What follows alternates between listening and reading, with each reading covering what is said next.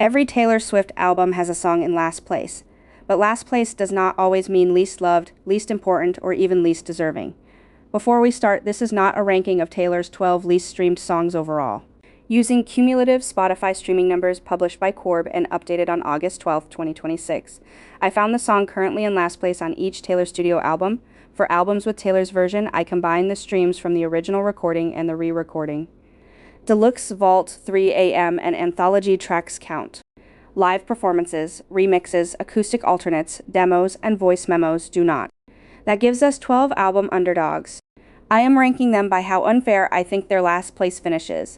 Number 12 is the result I understand most. Number 1 is the song I believe deserves rescuing. So remember, these are 12 separate album races. Every song here is last on its own album, but those streaming numbers do not all tell the same story. Number 12, Epiphany, from Folklore, with 241.1 million Spotify streams. I think Epiphany is last for one very understandable reason. It is emotionally difficult to revisit. Taylor connects her grandfather's experience at the Battle of Guadalcanal with healthcare workers trying to survive the first months of the pandemic. Both are placed in impossible situations, witnessing trauma they may never be able to explain afterward. The song is beautifully constructed, but it feels closer to a memorial than a casual listen. Its slow movement, distant vocals, and almost weightless production ask you to stop and absorb what these people are experiencing. That makes Epiphany incredibly effective. But effectiveness and replayability are not always the same thing. People can recognize that a song is important while rarely feeling emotionally prepared to select it. I do not think its ranking reflects indifference. I think listeners may respect Epiphany enough to know that it deserves their full attention. Number 11, Ronan, from Red, with about 67.7 million combined streams. I do not think that low number reflects the song's quality at all. Taylor built the song from the writing of Maya Thompson, Ronan's mother, and credited her as a co-writer. The details remain painfully child-sized, which makes the grief feel immediate rather than distant or abstract. I think Ronan is low because listening to it has an emotional cost. This is not a song most people casually place in a playlist or leave playing in the background. You have to decide whether you're prepared to feel everything it brings with it. Some songs are skipped because they fail to connect. Ronan may be skipped because it connects too completely. In this case, fewer streams could actually be evidence of how powerfully the song succeeds. Number 10, It's Nice to Have a Friend, from Lover, with 165.6 million streams. This song may be last because it barely behaves like a traditional Taylor Swift song. It is short, quiet, and built from a few simple snapshots. Two people meet as children, grow closer, and eventually build a life together. I actually think that simplicity is the point. The relationship does not arrive through some enormous declaration. It grows through small acts of companionship until friendship quietly becomes love. But the song has no huge chorus, dramatic bridge, or explosive payoff.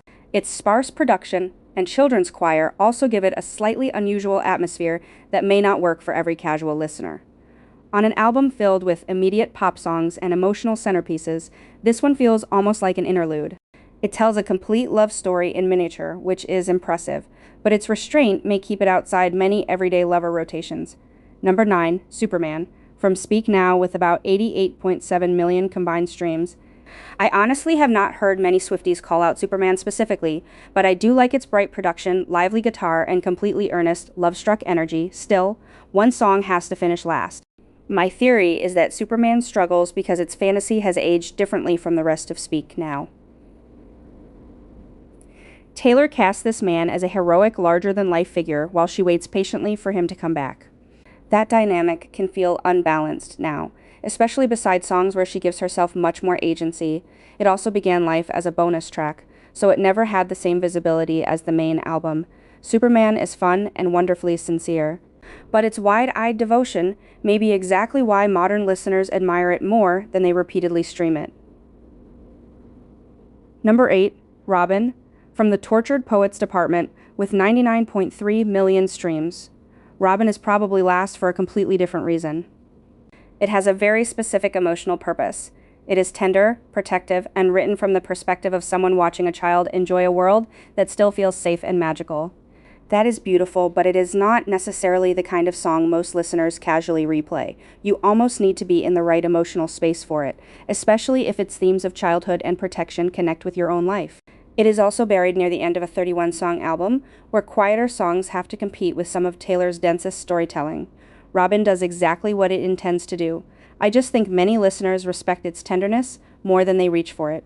On an album that enormous, that is enough to put a song last. Number 7, Suburban Legends, from 1989, with 164.4 million streams. This is one of the rankings I honestly do not understand. I have heard tons of Swifties say they love this song, and I get why. The production is dreamy, the concept feels cinematic, and the emotional payoff is unforgettable. He kisses her in a way that is going to screw her up forever. Its low streams may say more about the competition than the song itself.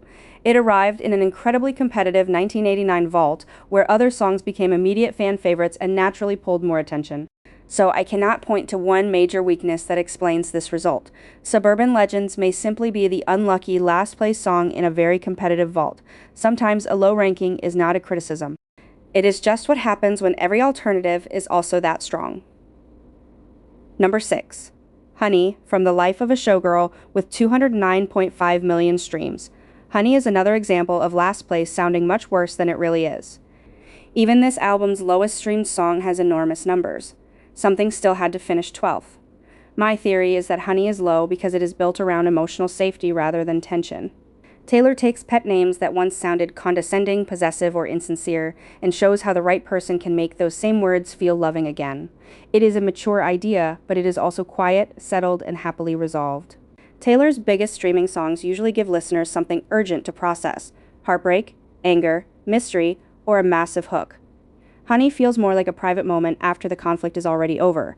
That warmth is exactly what makes it work, but it may also make people less desperate to replay it.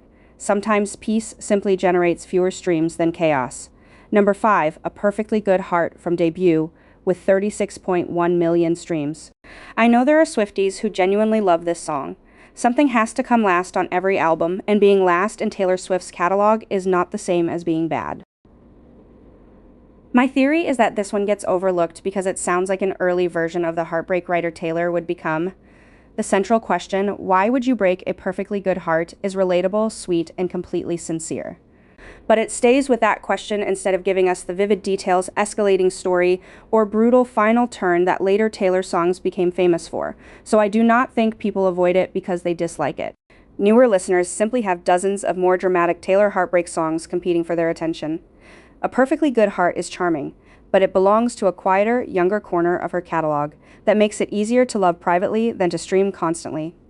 Number 4, It's Time to Go, from Evermore, with 154.4 million streams. This song has one of Taylor's most mature ideas: sometimes leaving is not failure. Sometimes recognizing that a relationship, friendship, or working situation has exhausted everything it can give you is the bravest decision available. I think its low streams mostly come from where it sits. It was released as a deluxe track beside Right Where You Left Me, which has a more immediate hook and one unforgettable image. It's Time to Go is broader and more reflective. Instead of trapping us inside one dramatic moment, Taylor moves through several examples and offers hard-earned advice.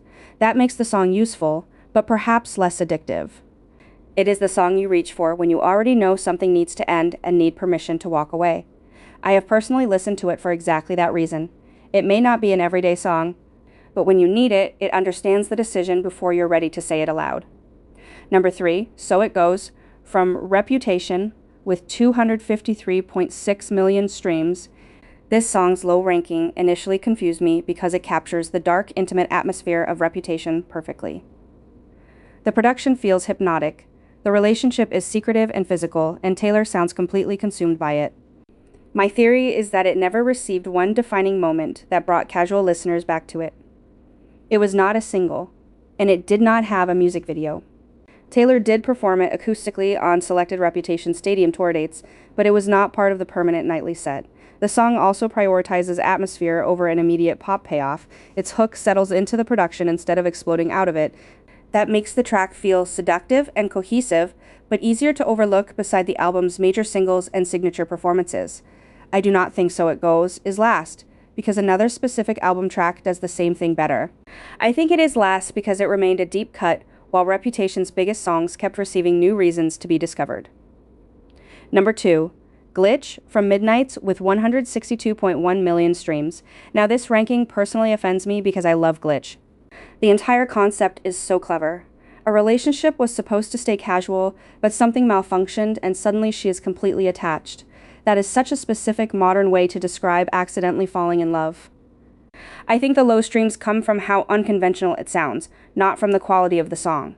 The production is sparse, distorted, intimate, and just slightly uneasy. It does not chase a huge chorus or dramatic emotional explosion. It creates its own strange little atmosphere and expects you to meet it there. It was also buried on the 3 a.m. edition beside immediate emotional heavy hitters. So I understand how Glitch ended up last statistically, but emotionally, I completely reject this result. This song deserved better, and I will personally be adding streams to Glitch just to help move it higher. I am doing my part, number 1, Superstar, from Fearless, with about 66.1 million combined streams. This is the last place result I find most unfair. The song begins with an imbalance Taylor would return to throughout her career. One person is famous and almost mythological, while the other is anonymous in the crowd, but Taylor understands that distance. She knows this person does not really belong to her, and she chooses to enjoy the dream anyway. What makes the song so fascinating now is that Taylor eventually became the superstar she was writing about. Millions of fans now occupy the exact position she describes. They hold a picture, watch from the crowd, and feel an impossible personal connection with someone on stage. I think its gentle production and bonus track status made it easy to overlook. Its production keeps the fantasy personal. It does not build toward a huge chorus or dramatic release. It stays with the quiet feeling of admiring someone who may never know how much they mean to you. Time completely reversed the song's perspective without changing a single word. That is why Superstar is my most underrated album underdog and the last place song I would rescue first. So those are the 12 songs currently finishing last on their respective albums. The reasons behind those numbers are completely different. Some are buried bonus tracks. Some have quieter production or unusually specific emotional purposes. Ronan and Epiphany may be streamed less because listening to them carries a real emotional cost. Honey is still new, while Suburban Legends may simply be the unlucky last place song in an incredibly competitive vault. Streaming numbers can tell us what people replay, but they cannot tell us why. And they definitely cannot decide which songs matter. Which of these album underdogs would you rescue first? Which last place result do you think the numbers got exactly right? If you love giving Taylor's overlooked songs the attention they deserve, remember to like and subscribe. And apparently I need to go stream Glitch a few hundred more times.